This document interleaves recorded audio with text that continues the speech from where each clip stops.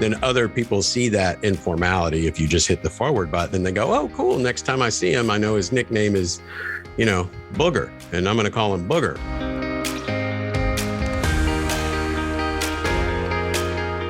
Learn more about the art and science of account management. Pick up a copy of A Dragon Walks into a Meeting, a tactical guide to client management. Digital and print editions available at Amazon or your favorite bookseller. Welcome back, everybody. Welcome to another episode of Account Management, a tactical guide to success. You got Fred Fuller here on the other side of the table, the one, the only, the good Dr. John Brown. Doctor. Wow. Yeah, yep. Did I get a promotion during the break? You did.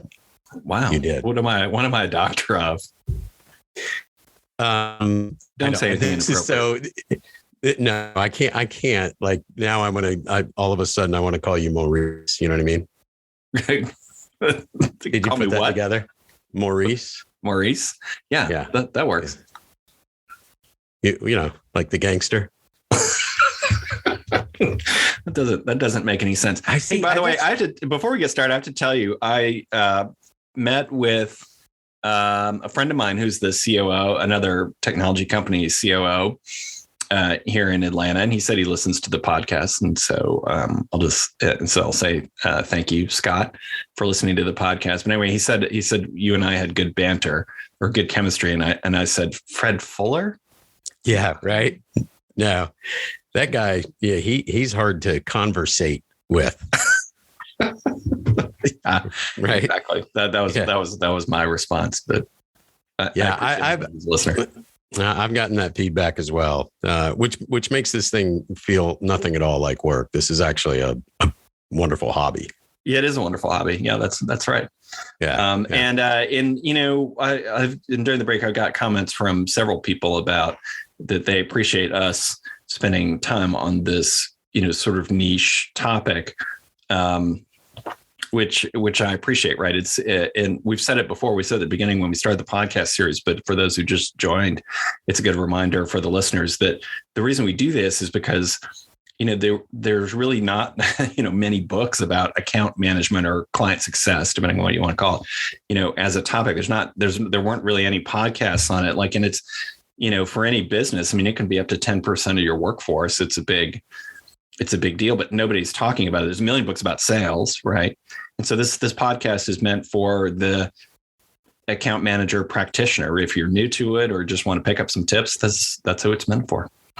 Yeah, it's a soft science at best, right? Yeah, you can't right. You can't turn it into if A, then whatever. Like it just doesn't work that way. A lot of we like to say at the company now, a lot of gray. There's a lot of gray. There's a lot of gray, and the only way that you get through that gray is by having those experiences, and we've had them. So kind of it's fun to share them, right? Yeah, that's right. That's right. For sure. Cool. All right, man. Well, it's good to be back at it. It's been a minute. So today we're going to talk about communications. Yeah. That's right. We're going to do this. We've got kind of 9. There's a bonus one. There's 9 things that we're going to cover. We're going to cover the first 5 today and then save part 2 for a separate podcast. But the 5 things that we're going to cover today are 1, when in doubt, communicate. Love it. Yep. Number 2, email is a low context form of communication. What? Number 3, be positive. Number 4, assume all communication will be forwarded. And we're talking mostly about email there. And number 5, leverage technology to fix grammar and usage. Next podcast is 6. We'll talk about any emotional communications wait overnight as a minimum. Number 7, know your audience. Number 8, if all else fails, just listen. Everybody remember our first kind of precept of account management, listen first and talk later. Yeah. And then number 9, other tactics. And so we're busting this up, though. This is a two-parter. You get 2 for the price of 1. Man, we're getting sophisticated here. Right. Watch out. Right. It gets deep. Well, let's jump in then, right? First of all, just kind of as I think a general statement getting into this topic, communication is the number one thing that you do. Yeah. As an account manager, that is your job. Yeah, no question about it. It's your day in and day out, what you're kind of doing all day long. And whether that's phone, email, now it's Zoom, whatever. It's just central to everything. Right. And so with that then comes, well, let's talk. I'm going to share a quick story, actually jumping into this. Yeah, please. Okay. Communication. So early in my career, I worked for an organization and the CFO came by my desk and he said, "Hey, you have a background in stats. I want you to run our organization's first Six Sigma project." And I was like, yes. You're not who I'd pick for that. Stick with it. Stick with it. Okay. Sorry. Keep going. It's true. It's true. And it was actually, it was the moment that would be the experience that taught me project management is that's not the long game for me. That's not where I'm headed, right? Like we need you to keep up with a lot of details. Yeah, maybe account management is better for you, right? Yeah, totally. So a point well made. But anyway, to his against his better judgment. So I get to run the first Six Sigma project. There is no shortage of visibility. Right. I mean, everybody, the CFO is on it. And he goes down, one or two rungs. And this is a publicly traded organization. It's not the biggest company in the world, but it, this is real, right? It's grown up stuff. And what I didn't realize was sort of the level of weight that this project carried for everybody else. For me, it was my job coming from the guy at the top. And so this was like almost like a sink or swim thing kind of for me. But I thought for everybody else, they were just kind of participating in a project. I didn't realize that they had that same sort of emotional interest in whatever, right? Yeah. And that's important. And I bring that up because when you're communicating with people, we talk about it being really important to know where they are. Right. So long story short, it's Friday afternoon. I'm sitting out the status update and I'm got, the 15 things that are going on and everybody's on point and everything's wonderful. And there's one thing that's outstanding. And so I just listed as a bullet, instead of chasing people around at 4:30 on a Friday afternoon. And by the way, the update was wonderful, right? The update was great. It wasn't like, hey, we didn't know what we were doing this week and we're making up a bunch of words. Like we made a lot of progress. Everything was good. So with that last bullet point, I just put it in there and I said, pending this information. And when I sent the email, I sent it to a big distribution. I didn't think there was anything in there that was crazy. And I sent it. And probably 30 minutes later, it's a reply all from the guy that was responsible for that outstanding bullet point. And he just grilled me like 10 different ways about why he couldn't have that information and why I was wrong. And just nuts. The guy just went over the top and I was like, what just happened? Right. And I couldn't put it together. And then I got really mad because like he called me out in front of everybody and I think you deserved it. And I did. No, I'm joking, but no. So anyway, about doing the, in my follow-up, I didn't do anything about it over the weekend. I wanted to reply to everybody and kind of rebut his rebuttal and all this other stuff. Yeah. Right. And so, rebut his rebuttal. That's great. It's like a debate, high school debate. Yeah. Well, and it's funny you say that because that's what it turns into. Right. Right. If you're not careful. So in that communication, if you're not careful, you turn that into a couple of, like 10-year-olds going back and forth. Nuh-uh, your fault. Nuh-uh, your fault. Right. And so anyway, I waited. And then when I got with him and I said, hey, why did we do this? Like what happened? And he explained how he thought my email was calling him. And I was like, well, it wasn't the case. And I just begged him. I said, look, we're going to work on this project together henceforth and forevermore. Can you please just pick up the phone and call me if you have a question about something? Can we do that? Like, that's just a general respect kind of thing. And if he would have done it, the whole thing would have been avoided. And the truth is, regardless of whether I replied or not, both of us looked a little bit poor because, we just could have been better. Right. Right. And so you communicate your intent and communicate what you're after. And the communication can blow everything up in a nanosecond based on misinterpretation, based on being in a hurry. It is the epicenter of everything that you do. And that moment, thankfully, it resolved itself in a good way because it really set the stage for what was going to be, a 9-month relationship as we engage on this project. Right. Yeah. So, yeah.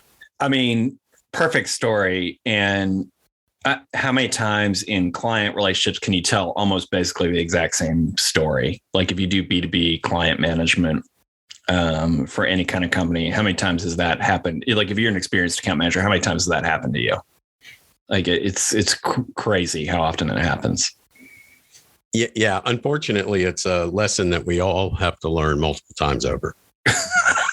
Yeah, still learning. Hopefully one day we'll get that perfect. But yeah. It's so true. And it's number 2 on this list, and we're going to talk about what to do about it, which is really important. So jumping into the list, then number 1, when in doubt, communicate. Yeah, the time to communicate is if it even occurs to you at all, right? So the thing I always train account managers on is, like if the thought occurs to you, 99% of the time, you probably should communicate. Now, that doesn't mean rush right to your keyboard and dash off a not thought out email. If it's a sensitive topic, if it's not a sensitive topic, then yes, run to your computer and dash off a quick message, or even better, maybe even call someone or go to a higher form of communication. But the point being, if it even occurs to you, then it's extremely likely you should go communicate. Versus, hey, should I tell the client blah, blah, blah? Well, did you think of it? Did you think they might need to know? Yeah. Well, then, that's your tell. Yeah. Would you want to know? There's a question you can ask in that situation oftentimes. Would you want to know? Yeah. Perfect. Right. Exactly. Yeah. Right. Oh, yeah. That'd be interesting to me. Oh, okay. Then the client probably thinks that's interesting too. Right. Yeah. So go do it. But you also then are obligated to vet that out, whatever that is. Yes, well, which leads to number 2, very, very quickly joined to number 1, which is email as a low context form of communication. And this is actually one of our kind of 6 operating principles that we talk about at the beginning of podcasts. And, we say email is a low context form of communication. Pick up the phone instead, or do something else instead. Do a higher form of communication. I tell my account managers when we train on this that email is the lowest context form of communication other than farting. Okay, were you just trying to see if I was awake? I've been saving that one to see if I could get you to laugh. Yeah, that was. You got me. I don't know where that came out of nowhere. I was expecting smoke signals or something. No pun intended. Right. Yeah. Right. Exactly. Right. No, it is. I mean, you think about what I'm saying, right? Like, it's a super low context form of communication. Like your intent and meaning it's really hard to discern from just the words that are written on the page. Let me give you an example sentence, and let's say it different ways, and it will change the interpretation of it. So here's the sentence: we need to take ownership of this problem. Let's say you sent that sentence to a client, right? Here's different ways to read it. We need to take ownership of this problem. Or we need to take ownership of this problem. Yep. Right. Those are 2 totally different meanings, and they're very subtle. Who's the we in that sentence? Is it the royal we, meaning you, Mr. Client, needs to take ownership of that problem, and you're part of which means by definition, you're part of the problem. Or did it mean we, the company, the vendor, you, the account manager, need to take ownership of this problem? What does that sentence mean? Right. Like you just how the tone of how you read it can change, and how the messenger actually reads that tone is totally different maybe than what you meant when you sent it. Yeah. I'll give you a really good practical example. Yeah. you're sending a note to a client or somebody and you're commenting on the weather outside. Just, it's a beautiful day here, right? And you send that off and your client is in Ohio. And your client gets that. Your client has no idea how to read that. If you're sincere, it's a beautiful day there. If it's pouring cats and dogs, beautiful day here. Right? Right. Like it's a funny exercise, and those are extremes. And so it's easy to kind of discount it. But the reality is this is super, super real. This is really easy, super real in terms of the intent and the tone and the relationship, right? If you're communicating with somebody who, is 3 years out of college, the tone you use with them should be very different than the tone you use with a peer, right? Like and that's internal, that's external. And internally, that's important. Externally, it's twice as important. Yeah. Yeah. Cool. I always tell people, like, you should just assume that however you sent the email, it'll be interpreted to the negative by about 30%. Right. So that sentence about, we need to take ownership of this problem. Like, they'll read that in a negative tone of voice to themselves. Just assume that that's going to be the case. And so it makes, it's that low context stuff. Yeah, it is. So follow it up with a phone call. That's right. Well, if you need to, right? But if you're going to do that, if you're going to, you communicate via email, and we all have to, it's critical. Then one of the keys to that, and in any communication, is to be positive.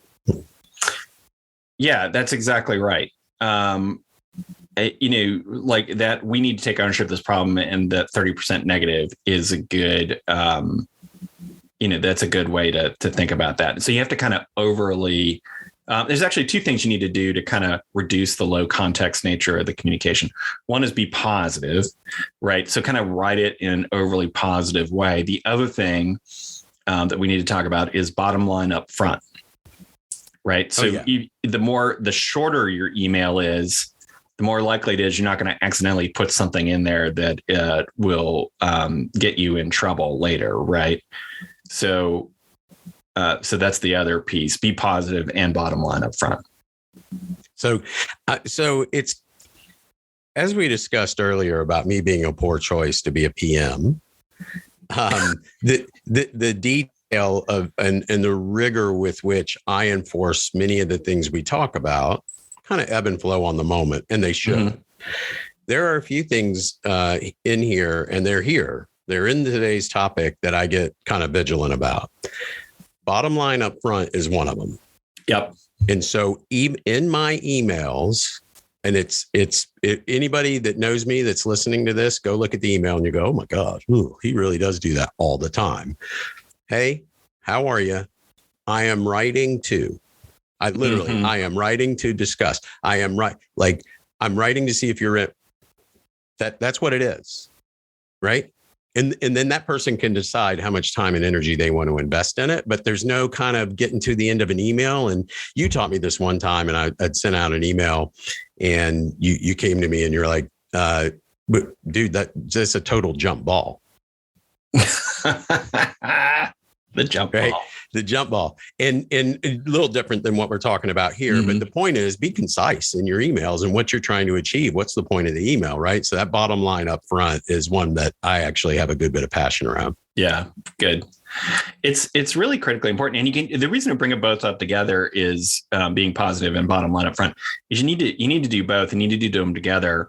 And if you are concise and you tell the reader what the important thing is right from the beginning, they will appreciate you a lot more, because they have 30 dozen emails in their email box, right? So they're really pleased you're getting right to the point. That way they can decide. You said it exactly right. Particularly for executives, they need to decide how important this is right from the get-go, right? And so part of making their life easier and making a positive experience for them is letting them know what this is about and how important it is, kind of really in the first sentence or two. And then kind of going on from there, keeping it positive. And so if you do that and you keep it really brief and short and positive, your email experience on the other end is so much better. It's funny as thinking about this topic. There's a ton of articles on the internet about like how to write a good email, and it always starts with stuff that I think is dumb, like I don't know. It talks about like make the subject line really great. And I'm like, I think people always miss the most important part of writing a good email, which is just starting with that bottom line up front and being super positive. Like that's my belief. Like nobody talks about that in any of those articles. No, look, the thing about this topic, communication and the bottom line up front and how to be concise and precise and all those things, it impacts your career. Yeah. Period. You can talk about it in the context of account management, but right now, right here, you can bet your bottom dollar that these skills will have bearing on where your career goes. If you want to go in that management senior leadership track, and you may not want to, and that's cool, right? But if that's the route you want to go, like these are skills that will be critical. Let me read an example, and this is from our book. We have a book? Yes, it's called A Dragon Walks Into a Meeting. Yeah, available it's only on Amazon. That's a really good plug. It's like a bestseller ever. Actually, all right. Let me read an example of what we're saying. We're saying bottom line up front. Here, let me read the example of here's what a typical email is, and it's like a technology company example. Here's the typical email. I went to a meeting today, and we talked about the upcoming IT audits. One of the things we talked about was the client's InfoSec audit. I think you all know that we're thinking about that they are thinking about upgrading their standards, and that they're sending a big team to do the audit. What we didn't know is the new standards will require us to change how we manage our VPN routing. So the VP of IT spent some time telling us that we might as well start soon reconfiguring the router. We brainstormed and kicked around some ideas, and we agreed that we'll need to upgrade them to a new software vendor and have it installed by June. So what's wrong with that? Well, it's super long. What's wrong with it is it's telling a story. Mm-hmm. Right. Like here's something funny. I knew this executive a couple of companies ago I was at, and whenever you asked him like how the meeting went with the client, he would go launch into the whole story of the whole meeting from start to finish. He would tell you the story of the meeting. Well, we got there and they had Danishes instead of donuts. And then the first thing I said was this, and then they said this, and they're like, oh my goodness, can you summarize that for me? Right. Yeah. Yeah. That's what that email is. It's not a summary. It's a story, right? They're starting at the beginning and so here's a better version with the bottom line up front. So I'm going to read this. We will here it starts, dear team, whatever. We will upgrade our VPN routing software to a new vendor and complete installation by June. Point 1, the client's upcoming InfoSec audit requires new upgrade standards. Point 2, they are sending a large team to ensure the standard. Point 3, we will begin immediately.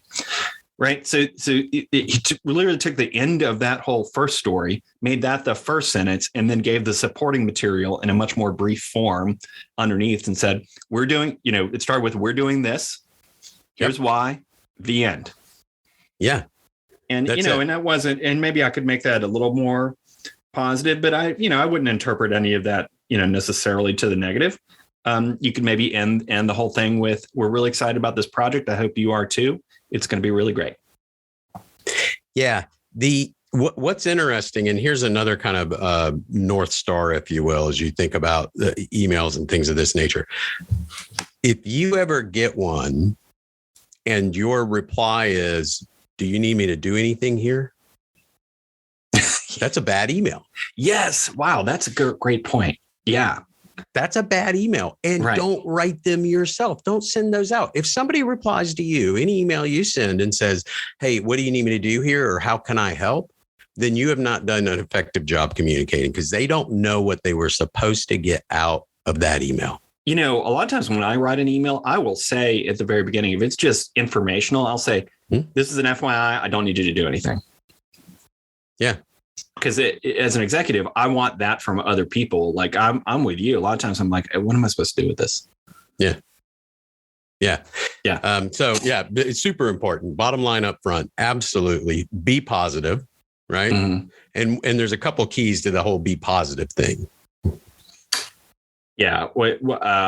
My one is always no negativity to individuals or groups, right? So kind of like, well, your customer care team, didn't accomplish this. So therefore, blah, blah. You need to reframe that as, hey, there's a lot of ways to reframe it, but what your customer care team will need to do next is, right? That's reframing what they didn't do into what needs to happen, right? Or you don't even need to call out the customer care team. Right. This didn't Depending on the happen. situation, right? The thing didn't happen. What we're doing is working with the customer care team to blah, blah, blah. There you go. Perfect. Right. Like you have completely reframed that from a complaint and a rant and somebody didn't do something to a status update that has a subtext of, I need you to help me hold the customer care team accountable. Mm-hmm. That's what you did right there. Yeah. And you didn't have to say those words. You didn't have to write them down. Right. You didn't have to say it that way. You could say it a different way. What's your key to being positive? Taking ownership of the problem. Mm-hmm. That like when there is a problem, then take ownership. First of all, and when I think of taking ownership of the problem, there's two forms, right? That one is taking ownership of resolution, right? But the other is owning the problem itself. Maybe it's already resolved itself and you have to communicate, thus and such happened, thus and such has been resolved. If it is something that is a responsibility of my organization, I am responsible for this. And I'm working internally to make sure it never happens again. Mm-hmm. I don't call out the customer care team. There's no value in that. Right. And the client knows or whatever. Right. But I take ownership of that. And I think people respect it. Right. Like that's a stand-up dude. I know he didn't have anything to do with that issue. He doesn't push the buttons. He doesn't write the code. He doesn't do that is not his thing. But he just stood up and said, yep, the buck stops here. I got this. You guys can yell at me. I'll be the pincushion. That's part of my job. That's all cool. And I'm going to protect the folks behind me. And when you do that, you build trust internally, right? And all comes back to trust. And when you do that, you build that internal trust and you build a team that is willing to stand behind you and go through some really tough stuff because they know that they're always going to be protected. That's awesome. You're absolutely right. I mean, that is part of keeping it positive. You're kind of stealing the negativity out of it yourself by saying, hey, this is a problem with my company. I'm taking ownership of it. It's really great. Are listeners going to know what a pincushion is? I love that analogy, but I don't even know what it is. I'm thinking of like my grandma had one of those. I don't, and it's not a very modern reference. You're old is what I'm saying. Grandma Frankie. I was in a meeting the other day and some dude referenced a Pinto. He said, do you want a Ferrari or do you want a Pinto? And I was like, we're the only ones that know. We're the only two people in the room that know what a Pinto is. Yeah. Why don't you go ahead and start talking about your Davenport and your dungarees? Yeah. More old person references. Yeah. That's old people stuff. All right. So we're always going to be positive. Always going to be positive. And then the next one is assume the communication will be forwarded. Yeah, this is a little bit of a section about forwarding. And again, we're talking a lot about email. There's a lot of different communication methods with clients these days, but I think email is the commonality. Not everybody is on Slack or, whatever the latest thing is. And so a lot of client communication still is happening in email because everybody's on it. And so at least all the aforementioned challenges. One of the biggest challenges is it is forwarded and it's forwarded in a way where you can't see who it's forwarded to. And so the point here is assume whatever you write, particularly if you mess it up and you do something really negative that makes the client feel negative, they're going to forward it right to their boss. Right. And say, look at these guys, they're terrible. And then you're in trouble. I'll tell you this, when we wrote the book, 100% assume it will be forwarded. Assume it will be forwarded. I can change the angle on that a little bit right now. And I think it's super relevant. And that is, if you were doing a screen share and it popped up on your screen, would you be embarrassed? Mm-hmm. Right? Whether it's with the client or not. So if you're in your Slack channel going, that dipshit, like, no, don't, right? If you accidentally did a screen share and accidentally the Slack or the email or whatever popped up and came through there, is there something in there that would be embarrassing because of the professionalism, because of the tone? Yeah. Right. And if the answer to that is yes, then you really, really need to think about putting that in writing. Yeah. My rule is similar. Mine is, would it be okay with my mom saying this? Yeah. She, that's a good test. She was a prison warden, so it's okay. It's that's a high bar, low bar. I don't know what that is, but we'll save that for the end of the podcast. So right, assume it'll be 4, but there's a corollary to that, which I know you're passionate about, which is when you get an email from a client and they're maybe sending some flames your way, or even just any kind of ordinary email from the client, that's not necessarily licensed for you to do the exact same thing as the account manager. Right? I know you have strong feelings about this. I do have very, very strong feelings about that. So the one of my experiences in that regard, I saw a communication. So when people, what happens is people communicate with each other and it becomes regular and it becomes comfortable. And I think it should be comfortable. And you definitely need to be respectful of that because that's how you do build stronger bonds and so forth. There needs to, if nothing else, there should be a periodic check-in or something about the relationship that communicates you understand what the relationship is, regardless, right? And one of the best examples I've seen of this was an internal example of a gentleman that ran what is the largest and strongest business unit in the entire company. He was the man. He was the cat's pajamas. And I saw him send an email to the CFO, and he hit it in the same fashion that I would have expected a really young associate to do it. It was, it wasn't Mr. whatever, but it was, hey, Paul, hope you're doing well. Here are the numbers you requested. Here's where I pulled them from. They should tie out to this. Please let me know if you need anything out. Like there was a level of decorum and respect that I was like, oh, because this guy had swagger or whatever. Like he could have kind of get away with the lighthearted, hey, here it is, blah. Mm-hmm. Right. And that was his style, by the way. Like that was his default style, was super casual and blah, blah, blah, blah. But he chose a different path. And it dawned on me, like, you always need to have that level of respect for things around you. And you and I come from the military background where there's something in our core that speaks to that. But, beyond that, like you still need to be respectful and understand the roles and who's who. Yeah. And right. Yeah. I mean, and what we're saying here is, as an account manager, client emails you and, send some flames your way. That's not licensed for you to just forward it to your operations team or your technology team. Say, hey, what are we going to do about this? Right. Like that doesn't do any of the things that you just talked about in terms of adding a layer to it of summarizing, 2, being positive, 3, giving direction, right? We talk a lot about account managers are the lead for the business. You're your own mini CEO. You need to lead your internal team. You don't just forward something and say, hey, what are we going to do about this? First of all, that means they've got to read down the whole email chain and figure out what's going on, right? So you've just wasted their time by doing that, right? 2, you didn't give them any direction and say, okay, here's what I think we ought to do. 3, it's super negative. Like they're going to see the flames from the client or whatever and say, it's going to bum out their whole day. Right. Now they're super focused on that instead of whatever it is they're supposed to be doing for their job. Right. You as account manager didn't add any value when you just forwarded that email directly from the client. Like 5 minutes after you got it, you forwarded, hey, what are we going to do about this? This boils down to the question of, are you going to be a pump or a filter? Yeah, right. That's a good Navy term right there.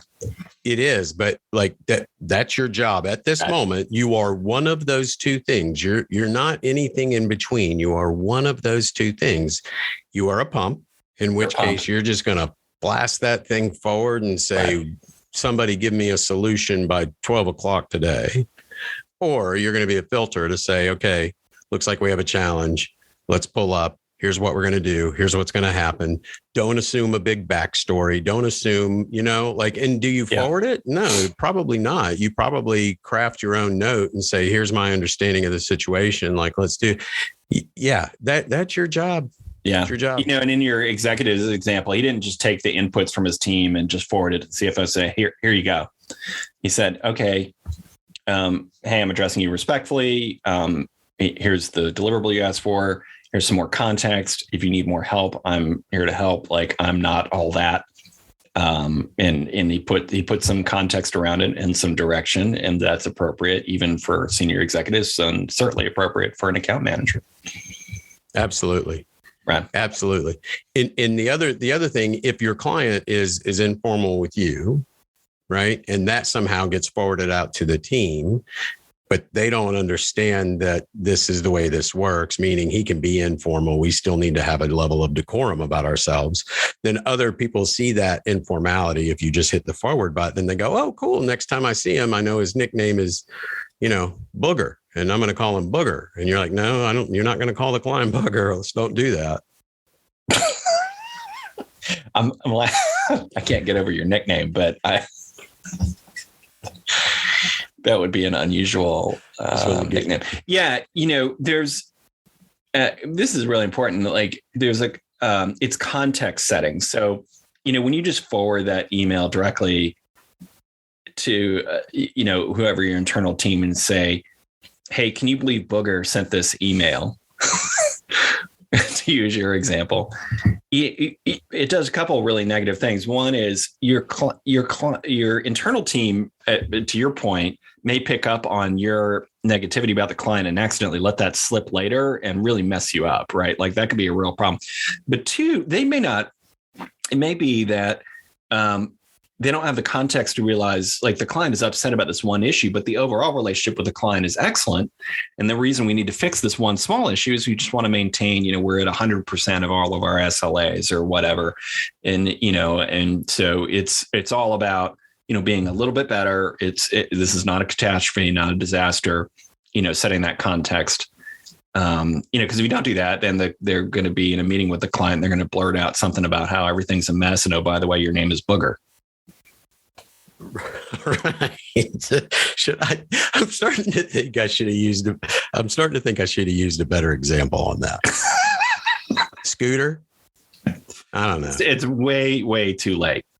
We can't redo that. We can't fix this in post. No, it's too long. It's too complicated. It can't be fixed. We're stuck with the client's nickname is Booger. It's part of the fabric. Yeah. That's cool. All right. Well, once you know the client's nickname and share that with the rest of the organization, don't do that. Yeah.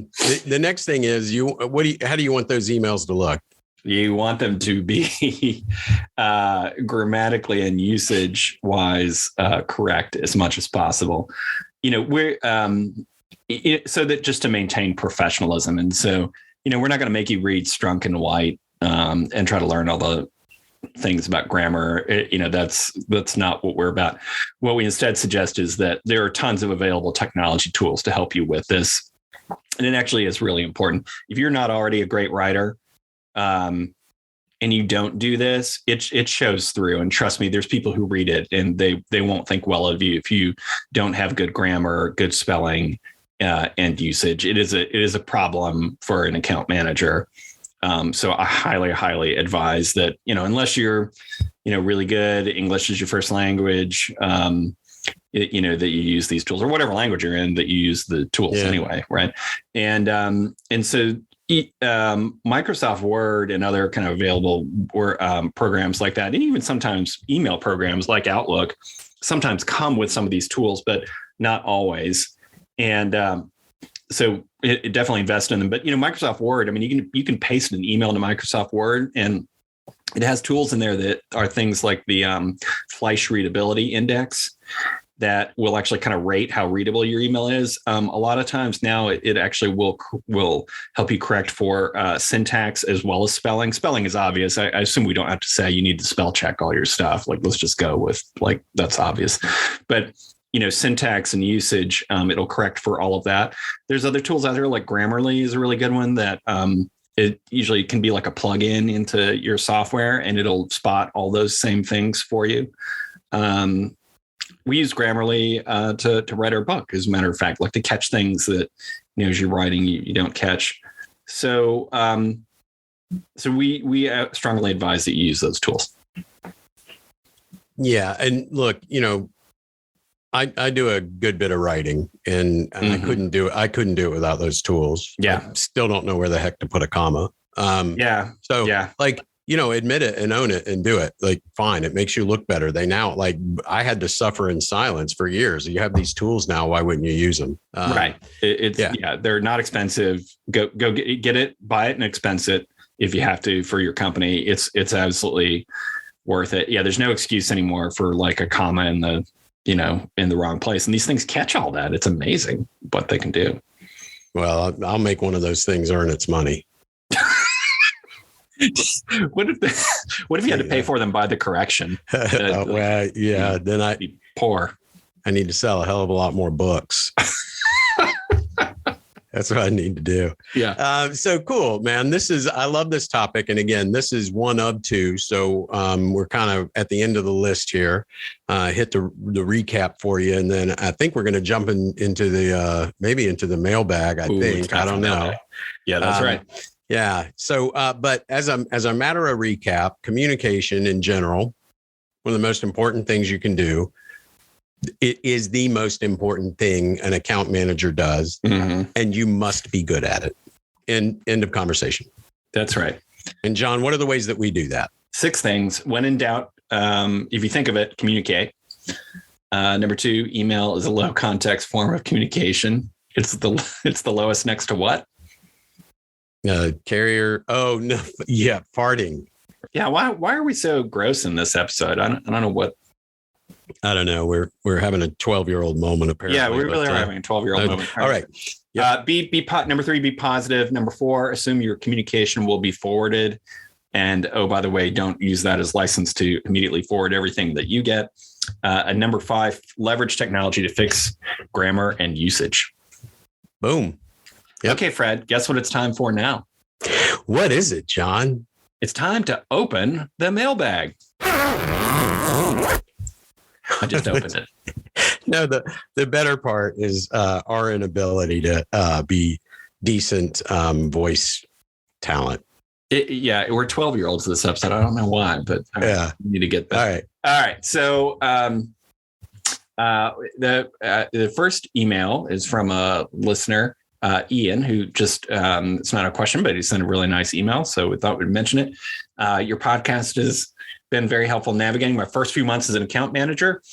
Oh no, it is a question. Sorry. So Ian asks, here's their question. I'm curious if you have, your book is on the way to me right now. I'm curious if you have any other resources or people you recommend.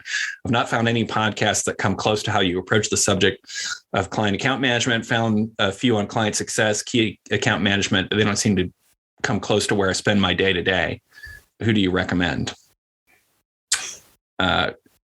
So that's the question. What do you got, Fred? Yeah. My go-to is, and it's weird because it's not like an account management sort of discipline or philosophy, but the how to win friends and influence people. Mm-hmm. I just think it just builds a really, really solid foundation for how to build relationships. Yeah. And so I think if you could take that, and it's got some very, very practical, like repeat their name back to them. People like to hear their name. Yeah. Like, okay, that's not hard. Like if you take that and focus on that sincerely for a week and make that part of your thing. And then that's one of my resources that I think has been the most helpful. But yeah, my answer is a little bit along with yours. Like I I would tell you, I mean, the reason we wrote this book and the reason we have this podcast is we both of us felt like there wasn't much on this topic. There's a lot of kind of books about, success with clients, but they tend to be very sales oriented. And Ian's point about there's just not much here that comes close to where I spend my day to day. I mean, that's why we wrote this book. Like there's really not much good out there. And so what you're saying is like there's source material and How to Win Friends and Influence People, which is an excellent book. I highly recommend it, by the way. And I think a lot of our stuff comes from that book. The other book that I recommend that's also source material is The 7 Habits of Highly Effective People. Yep. There's quite a bit from our stuff that kind of originates there. And then if you buy the book, in the back, there's a list of other kind of source material things that, feed into how to be a good account manager. So we're not going to read them all here, but like we list kind of a bunch of books about how to negotiate, for example, how to set goals, how to communicate. Like there's a lot of source. So there's like all those source materials in the back of our book. And so we would recommend you go read all those, but I would say there's not. I would agree with with Ian. There's just not a lot of good stuff out there. I do love that in this email, and it sounds like we're doing a commercial right now, and we wrote this. Yeah, we've been 12-year-olds, and we've really hawked the book. Yeah, that's right. And I got a guy named Booger. No, but I love what he says here. And it's flattering, which is found a few on client success, key account management, and so forth, but they don't seem to come close to where I spend my day to day. Mm-hmm. Yeah. Like, and it's really refreshing to hear that feedback of like, cool, then we're talking about the things that people can turn around and go, okay, let me think about this and apply it. And it's right. Real stuff with real results that we have done. Like there's not a thing that we talk about that we have not done firsthand. Right. Yeah. Right. Yeah. So anyway, that's my answer to the question is like source material. There's a list in our book of source material. Go there. It's not. It's not coming from anywhere else. Yeah. Well, and also I would say to Ian, one last thing, which would be if you have specific issues or questions and things that we are not solving for, then send us another email and tell us what those are. That's right. Right. Yeah. Go to our website at fuller-brown.com and we have some blog posts and it has all the podcasts and so on and so forth. But then you can submit a specific question there. We can answer it, which is great. And then the other piece of mail was really nice one from Filippo. Said really recently made a career change into account management after 10 years of working functional roles. And just want to say your book is an inspiration. Been using it extensively to prepare before starting the new job, and now on a daily basis to go and learn how to improve when facing practical client-related situations, which is perfect. That's exactly what we're trying to do. So thank you, Filippo. That is exactly what we're trying to do here, and you're the perfect candidate for our book. So I'm so glad that you found it. And please tell your friends about it and on the social medias and the TikToks.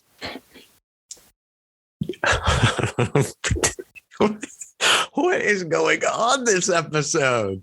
What is happening? The TikToks, booger, fart. Can we please wrap this thing up? We're going to need to re-record the whole thing. It's been a catastrophe from start to finish. Peter Pan. These people deserve better. Yeah.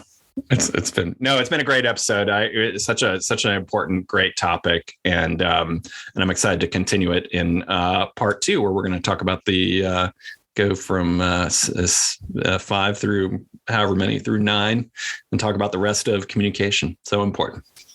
Yeah, cool. Well, look, we apologize. It's been a while since we did our last episode, and so we're back at it now. We're in the mix. We'll get another one out here in a few weeks. Send us those emails.